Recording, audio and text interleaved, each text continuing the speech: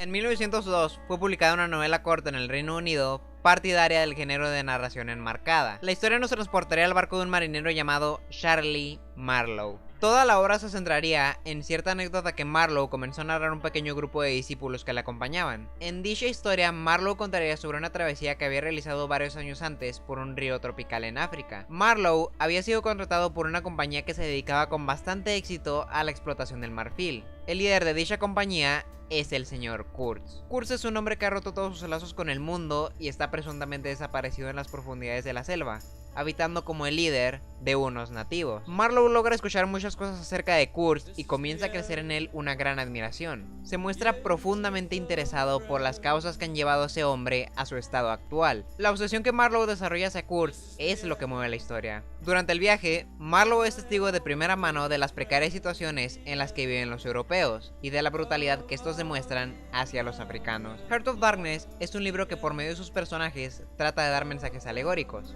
Algunos de esos mensajes están un tanto relacionados con el aspecto espiritual del individuo, y otros de ellos tienen por objeto el plasmar un comentario hacia la integridad de los tres bandos que maneja, que son los europeos, los africanos y la jungla. A este libro le gusta hablar de cosas como los alter egos, el vacío del alma, la comunidad internacional, las ambiciones de las empresas colonizadoras, el desvirtuado concepto de civilización, la inocencia de la sociedad, y ya saben, ¿no? Todas esas cosas que más les apasionan a los jóvenes. ¡Claro que sí! Heart of Darkness es una novela corta y que debería ser todavía más corta. Se aprovecha de un ritmo de narración y de una conglomeración de palabras bastante absorbentes que te dan calma y te motivan a leer con detenimiento. Pero la verdad es que para la mitad de la historia te cansas de la esencia que cubre esas páginas y termina siendo hasta soporífero el hecho de continuar leyendo. Tiene unas ideas muy interesantes y me encanta el simbolismo que le da a sus personajes, pero la mayoría de los acontecimientos carecen de impacto y llegas al final de la obra con un cierto vacío en tu interior. Afortunadamente, alguien le hizo una buena adaptación al cine. Apocalypse Now de 1979 no es del todo una adaptación del libro de Joseph Conrad, ya que aunque posee una multitud de similitudes con dicho libro, en realidad la película trata de contar la misma historia, pero haciendo su propia versión. Es una película inspirada en el libro, pero dando a conocer a su protagonista desde su propio enfoque. Las primeras diferencias pueden notarse desde que la película comienza, porque aquí Marlowe no es un empleado para una empresa de marfil, sino que es un capitán del ejército, el cual no encuentra propósito a su vida, sino solamente estando en la guerra. De hecho, el protagonista ya ni siquiera se llama Marlowe, sino que es Willard. Y no es enviado a localizar a un asesino de elefantes, sino que se le ordena encontrar y asesinar al coronel Kurtz. Y el escenario ya no es en África, sino que la película se desarrolla en, como no iba a ser, Vietnam. A todo esto se le suma que la película está dirigida por Francis Ford Coppola. ¿Y cuál es esa otra película basada en un libro que también dirigió Coppola?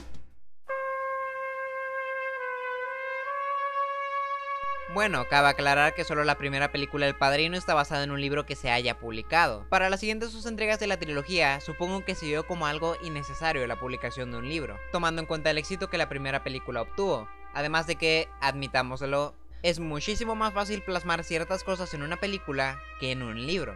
O quizá Mario Puzo solo era un poco perezoso, quién sabe. La primera y la tercera película son producciones caracterizadas por una manera lentísima de narrar, por una casi completa falta de música memorable, por contar varias historias a la vez, por tener la predilección de incluir ideas o procesos en la historia que al final de cuentas no van al caso, y por disfrutar del diálogo.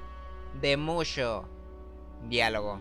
De muchísimo. La segunda película también se puede describir de la misma manera, pero resulta ser una historia diferente, tanto por la condición de su personaje, como por los conflictos entre guionistas. Lo que sé del lenguaje fílmico es lo mismo que sé de mujeres, o sea, nada, pero eso no me impide dar una opinión de espectador. La primera película El Padrino es una temporada en la que Michael Corleone intenta huir de las tradiciones en las que está sumida su familia, y la tercera actúa como un periodo de reconciliación y arrepentimiento. Pero donde podemos verdaderamente contemplar las consecuencias de sus decisiones es en la segunda parte. Esto es porque el personaje siempre adopta una conducta solemne, actúa a la defensiva y contempla todo con mucha seriedad. Además de que para la segunda parte hubieron algunos problemas entre bambalinas. Mario Puzo quería una segunda parte para su película, pero Coppola se oponía completamente a una secuela. Al final, ambos acabaron escribiendo sus propios guiones, y aunque resultaron en dos historias completamente diferentes, ninguna fue descartada para la versión final. Y en esto quedó. Mario Puzo escribió el flashback de la vida de Vito, y Coppola escribió todo el argumento que giró en torno a Michael Corleone, terminando en algo maravilloso. Porque la película no solo se vuelve más atractiva en un sentido argumental, no solo es que tenga que avanzar un poco más rápido para contar todo lo que quiere contar, sino que ambas historias guardan una relación, porque presentan un contraste entre la condición de Vito y la de Michael. Ambos tuvieron sentimientos distintos para la etapa de su vida que vivían, y todo fue por causa de las diferencias en sus decisiones ante situaciones similares.